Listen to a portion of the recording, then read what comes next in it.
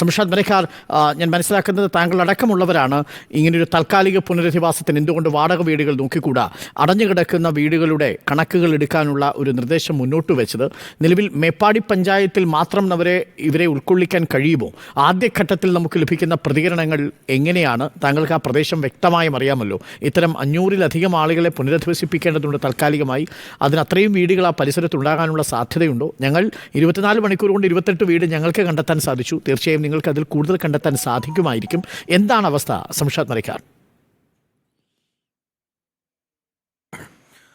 ആദ്യം തന്നെ ഈ ചർച്ചയുമായി ബന്ധപ്പെട്ട് റിപ്പോർട്ടർ ചാനൽ നടത്തുന്ന കുറേ ഇനീഷ്യേറ്റീവ്സ് ഉണ്ട്. അതിപ്പോൾ അരുൺ പറഞ്ഞു തന്നെയാണ്. വാടക വീടിൻ്റെ കാര്യം, നിങ്ങളുടെ സാലറിയുടെ കാര്യം, അതിനൊപ്പം ആൻഡോ പറഞ്ഞ ഒരു വലിയ ഒരു പ്രൊജക്റ്റിൻ്റെ കാര്യമൊക്കെ അത് മുണ്ടക്കൈയിൽ വെച്ചിട്ടാണ് നമ്മളത് ഡിസ്കസ് ചെയ്തതൊക്കെ. ഇതൊക്കെ മുന്നോട്ട് വയ്ക്കാൻ കഴിയുന്നതും നടപ്പിലാക്കാനും റിപ്പോർട്ടർ TV കാണിക്കുന്ന എല്ലാ പ്രവർത്തനങ്ങൾക്കും എല്ലാവിധ പിന്തുണയും ജില്ലാ പഞ്ചായത്ത് പ്രസിഡന്റ് എന്നുള്ള രീതിയിൽ ആദ്യം തന്നെ അറിയിക്കുകയാണ്. നിങ്ങളോടുള്ള നന്ദിയും അറിയിക്കുന്നു ഈ പ്രദേശത്തെ ചേർത്ത് പിടിച്ചതിന്. അതിനോടൊപ്പം അരുൺ പറഞ്ഞ ഈ കാര്യം, നമ്മൾ ഈ ഒരു കലാമിറ്റിയെ ഞാനെപ്പോഴും കമ്പയർ ചെയ്യുന്നത് പുത്തുമലയിലുണ്ടായ ദുരന്തവുമായി ബന്ധപ്പെട്ടാണ്. പുത്തുമലയിൽ നമുക്ക് എന്തെങ്കിലുമൊക്കെ മിസ്റ്റേക്സ് പറ്റിയിട്ടുണ്ടെങ്കിൽ അത് തിരുത്തണമെന്ന് ആദ്യമേ തോന്നിയിരുന്നു. അപ്പോൾ പുത്തുമലയിൽ നമുക്ക് 54 ആളുകളെ വീടുകൾ താൽക്കാലികമായി നമുക്ക് വേണം. അന്ന് നമ്മൾ പൂർണ്ണമായി അത് വാടക വീടുകളായിരുന്നു എടുത്തത്. അപ്പോൾ അതിൻ്റെ വാടക വലിയ രീതിയിൽ വരികയും കുറച്ച് കഴിയുമ്പോൾ വാടകക്കാരും നമ്മളീ പറഞ്ഞു വിട്ട നമ്മളുടെ ആളുകളും തമ്മിലുള്ള പ്രയാസം ഉണ്ടാവുകയും ഒക്കെ ചെയ്യുന്നത് ശ്രദ്ധയപ്പെട്ടിരുന്നു. അതുകൊണ്ടാണ് ബഹുമാനപ്പെട്ട ശ്രീ MP രാജേഷ് മിനിസ്റ്റർ വിളിച്ച മീറ്റിങ്ങിൽ സർക്കാർ കയ്യിലുള്ള കെട്ടിടങ്ങൾ, പഞ്ചായത്തിൻ്റെ കെട്ടിടങ്ങൾ, മറ്റു വകുപ്പിൻ്റെ കെട്ടിടങ്ങൾ ഉപയോഗിക്കാതെ നിൽക്കുന്നതിൻ്റെ കണക്കെടുക്കണമെന്നും, രണ്ടാം ഘട്ടത്തിൽ സൗജന്യമായി വീട് തരുന്ന ആളുകളുടെ കണക്കെടുക്കണമെന്നും, മൂന്നാം ഘട്ടത്തിൽ വീട് വാടകയ്ക്കെടുക്കുന്ന കണക്കും എടുത്താൽ നമുക്ക് വളരെ കുറച്ച് വീടുകൾ മാത്രം റെൻറ്റ് പേ ചെയ്തിരുന്നൊരു സാഹചര്യം ഉണ്ടാക്കാൻ പറ്റും. അതെല്ലാവർക്കും അതിൻ്റെ ഒരു ഗുണമുണ്ടാകുമെന്നുള്ളൊരു തോന്നൽ വരികയും അത് നമ്മൾ ആ മീറ്റിംഗ് പറഞ്ഞു. ബഹുമാനപ്പെട്ട മിനിസ്റ്റർ അത് അതേ രീതിയിൽ തന്നെ ഉൾക്കൊള്ളുകയും അതിനുള്ളൊരു ക്രമീകരണം ആരംഭിക്കുകയും ചെയ്തു. ഇന്ന് വയനാട് ജില്ലയിലെ മുഴുവൻ തദ്ദേശ സ്വയംഭരണ സ്ഥാപനത്തിലെ പ്രസിഡന്റുമാരെയും ബഹുമാനപ്പെട്ട റവന്യൂ മന്ത്രി, പൊതുമരാമത്ത് മന്ത്രി, വനം വകുപ്പ് മന്ത്രി, OR കേളു മന്ത്രി എല്ലാവരും ഉള്ളൊരു മീറ്റിംഗ് നമ്മളെടുത്തു. അപ്പോൾ ഇവരുടെ ഒരു പ്രദേശം മേപ്പാടിയാണ്, മുണ്ടക്കൈയാണ്. അപ്പോൾ ഇവർക്ക് തൊട്ടടുത്താണ് ആദ്യത്തെ പ്രിഫറൻസ്. അത് നമ്മൾ മുന്നോട്ട് വെച്ചൊരു ആശയമായിരുന്നു. അതായത് ഒന്നാമത്തെ പ്രയോറിറ്റി മേപ്പാടി, 2 മൂപ്പൈനാട്, 3 വൈത്തിരി, 4 കൽപ്പറ്റ, 5 മുട്ടിൽ, 6 അമ്പലവയൽ. ഇതിനൊരു പ്രൈം ലൊക്കേഷനാക്കി വെക്കാൻ തീരുമാനിച്ചു. കാരണം ഇവർക്ക് കുറച്ചുകൂടി കംഫർട്ടബിളാണ്, ഇവർക്ക് നല്ല പരിചയമുള്ള സ്ഥലമാണ്.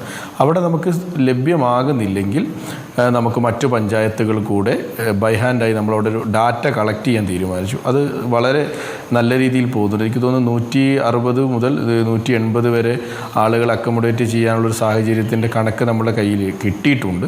അത് കൂടിക്കൊണ്ടിരിക്കുന്നുണ്ട്. അപ്പോൾ അതിൻ്റെ ഒരു പരിശോധനകൾ കൂടെ പൂർത്തിയാക്കി കഴിഞ്ഞാൽ അതിലെത്രത്തോളം ആളുകൾക്ക് പറ്റുമെന്നുള്ളത് നമുക്ക് നോക്കി അംഗങ്ങളുടെ വലിപ്പം അനുസരിച്ച്, കുടുംബത്തിൻ്റെ വലിപ്പം അനുസരിച്ച് ഇതിൻ്റെ ഒരു സ്ഥലപരിമിതി നോക്കി തന്നെ നമുക്ക് അവർക്ക് കൊടുക്കാൻ പറ്റുമെന്നുള്ള രീതിയിലേക്ക് കാര്യങ്ങൾ മുന്നോട്ട് പോകുന്നുണ്ട്.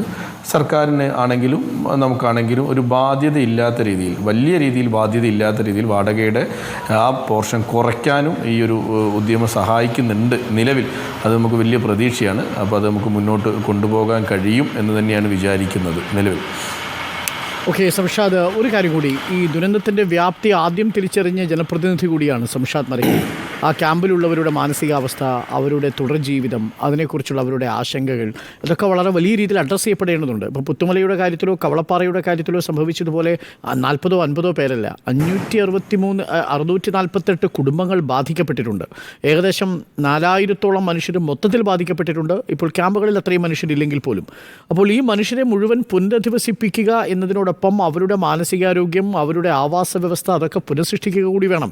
അതിനുള്ള ഒരു തയ്യാറെടുപ്പ് കൂടി നമ്മൾ നടത്തേണ്ടതല്ലേ? മാത്രമല്ല, എത്ര ദിവസത്തിനുള്ളിൽ ഈ സ്കൂളിൽ നിന്ന് മാറ്റാമെന്നാണ് നിങ്ങൾ കണക്കാക്കുന്നത്? ഒരു മാക്സിമം ഡെഡ് ലൈൻ എത്രയാണ് സംഷാദ് മരക്കാർ? കാര്യം പലരും സ്കൂളിൽ മടുത്തു തുടങ്ങി.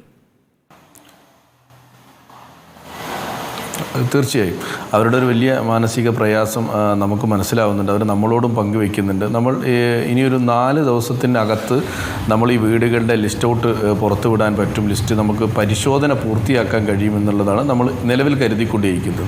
പക്ഷേ അരുൺ പറഞ്ഞതുപോലെയുള്ളൊരു സാഹചര്യമുണ്ട്. നമുക്ക് പുത്തുമലയിൽ നമുക്ക് വളരെ ഒരു 54 ആളുകൾ എന്ന് പറയുന്ന ലിമിറ്റഡ് എണ്ണവും നമ്മുടെ കയ്യിൽ ഒതുങ്ങുന്നതുമായിരുന്നു. ഇതങ്ങനെയല്ല. ഇത് നമ്മളുടെ പരിധിക്കും അപ്പുറത്തുള്ള എത്രയും എണ്ണം ആളുകളുണ്ട്. അവർക്ക് ഇനി ക്യാമ്പുകളിൽ നിൽക്കുക എന്ന് പറയുന്നത് അവരെ സംബന്ധിച്ചിടത്തോളം ഒരു വലിയ പ്രയാസമാണ്. പക്ഷെ ഇത് ഈ വാടക വീട്ടിലേക്ക് മാറുന്നത് മാത്രമാണ് നമ്മളിപ്പോൾ പറഞ്ഞത്. അതിൽ തന്നെ ഒരു കാര്യം കൂടി നമുക്കിതിൽ പറയേണ്ടി വരും.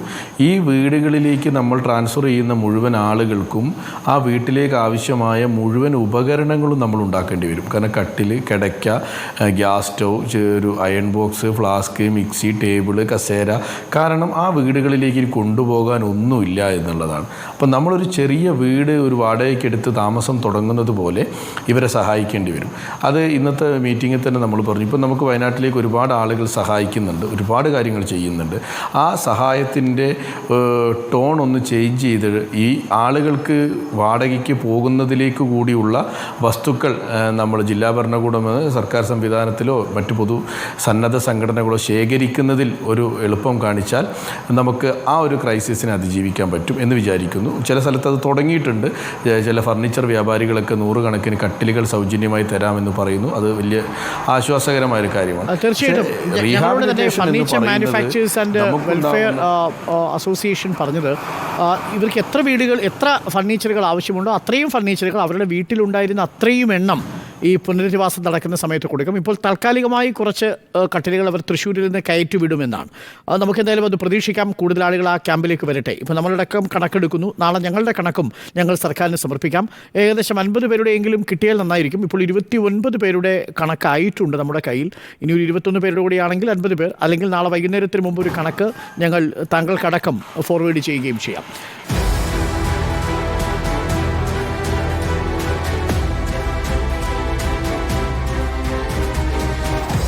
Debate with Arun Kumar.